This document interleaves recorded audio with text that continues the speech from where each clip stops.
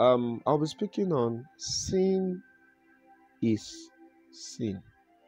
Sin is sin. Um, it's important we know that sin is sin, no matter who is involved in it. For the fact that your pastor slept with a lady in the church does not mean that that act is not a sin. Are you there? You don't look at who is doing it, you look at the act. So you don't judge the act by the person, you judge the person by the act. Are you there? So what has it done? Fornication. So it is fornication. Whether it is a pastor that did it or the member, sin is sin. I hope you understand that.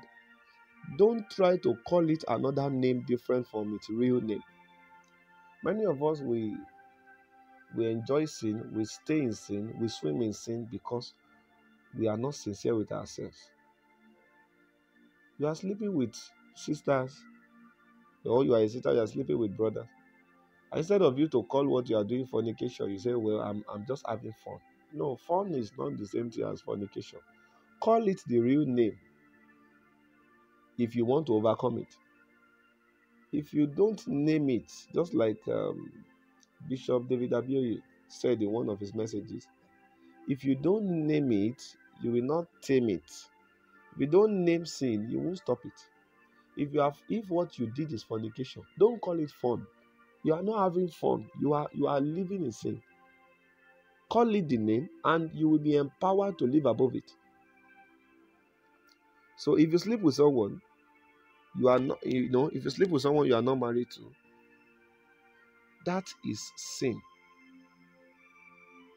But if your leaders did the same thing, what will you call it? Will you call it a mistake? It is still sin. Oh. If you take something that does not belong to you, that is stealing.